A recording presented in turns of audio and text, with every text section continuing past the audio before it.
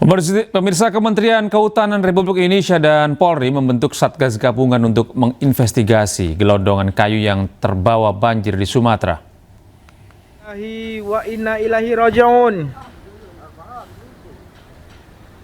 Menteri Kehutanan Republik Indonesia Raja Juli Antoni menyebut jajaran Kemenhut sudah melakukan penyusuran sungai dengan bantuan drone untuk memantau jalur daerah aliran sungai terdampak yang dilewati material kayu tersebut. Selain itu, pihaknya juga menggunakan alat identifikasi kayu otomatis AICO untuk melakukan analisis kayu yang terbawa banjir.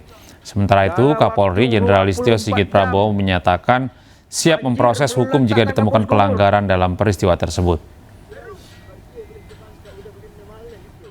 Bahwa antara Kementerian Kehutanan dan Kepolisian Negara Republik Indonesia sudah ada MOU yang ditandatangani, Memorandum Understanding, di mana kami sepakat untuk sama-sama kami minta bantuan kepada Kapolri untuk menjaga hutan kita. Nah, berdasarkan MOU itu, kami berharap concern publik ya yang sekarang muncul beberapa hari ini pasca banjir, yaitu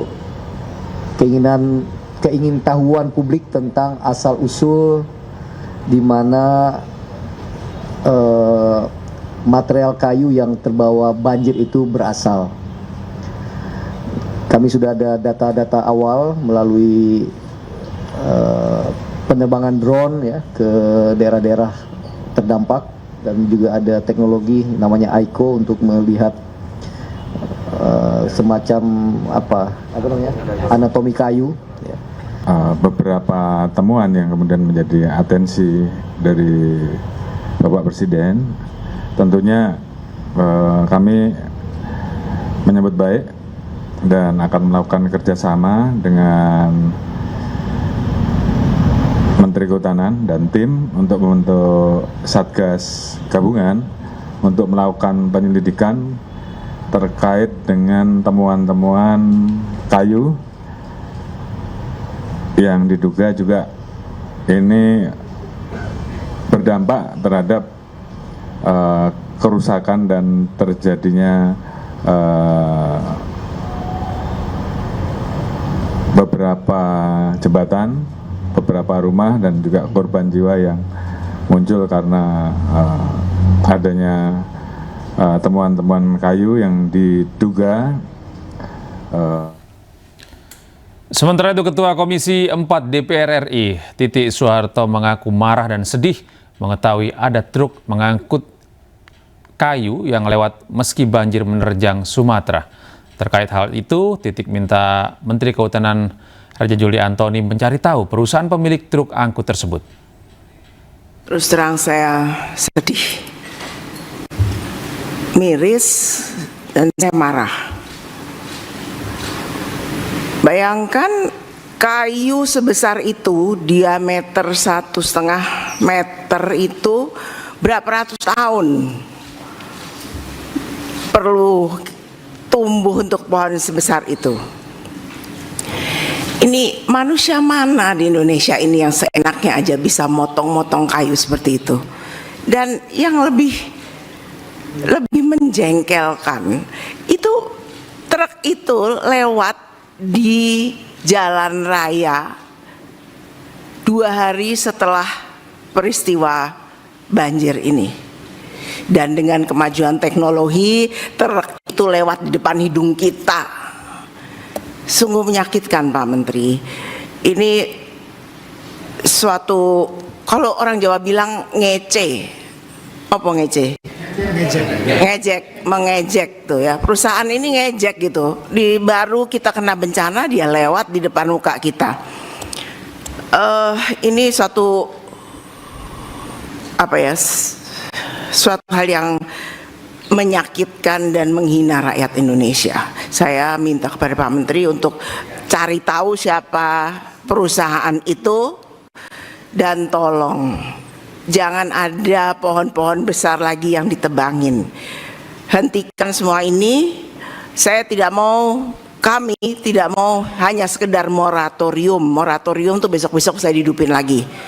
Kemudian itu ada pohon-pohon juga yang sampai memenuhi pantai, memenuhi sungai.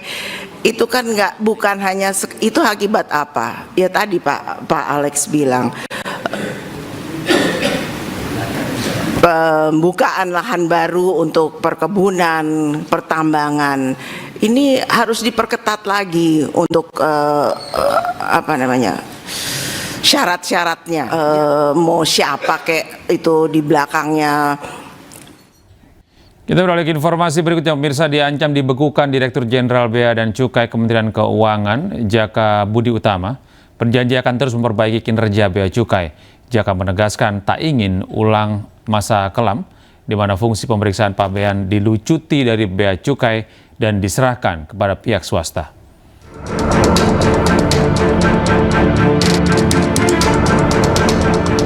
Menteri Keuangan Republik Indonesia Purbaya Yudisadewa mengancam membekukan Direktorat Jenderal Bea dan Cukai jika gagal memperbaiki kinerjanya yang kini bercitra buruk di mata masyarakat hingga pimpinan tertinggi.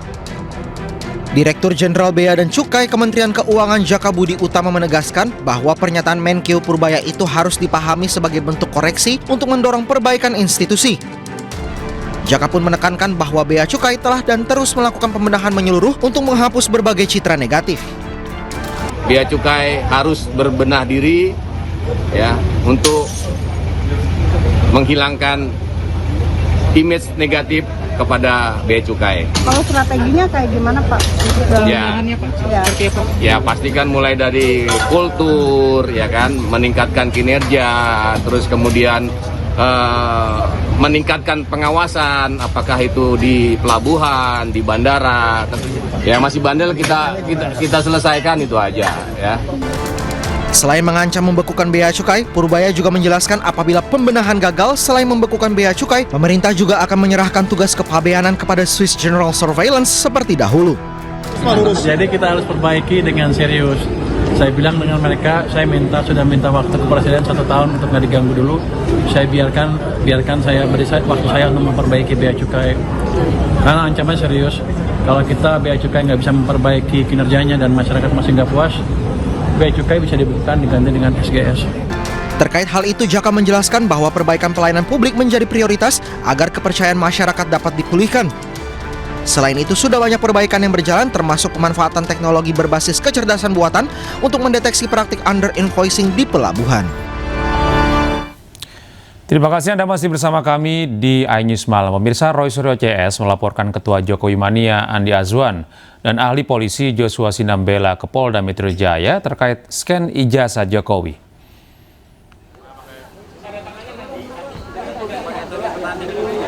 Assalamualaikum warahmatullahi wabarakatuh. Pihak Roy Suryo CS menduga bahwa Andi Azwan dan Joshua Sinambela melakukan kejahatan editing data elektronik, manipulasi data elektronik, dan mengedarkan pemberitahuan bohong yang diduga melanggar Undang-Undang ITE.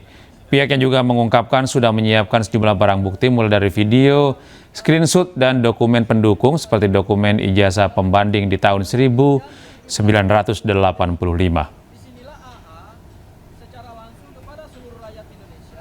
Intinya begini, apa yang dilakukan saudara AA dan dibantu oleh orang yang mengaku ahli digital forensik, ya, saudara JS itu, yang malam hari itu dia berdebat malam dengan AA di acara itu, malah yang aku ahli itu, saya, jadi dia gugup sekali, saya tidak tahu file ini. Padahal AA itu mengatakan filenya dari dia, dan apa yang dilakukan oleh yang mengaku ahli itu, dia mengatakan dengan lantang, saya punya scan asli dan ditunjukkan pada YouTube pada saat DF Talk, ya, Digital Forensic Talk. Jadi itu juga nggak benar, nggak boleh, kata ahli hukum kita, Pak Sang Haji. Seorang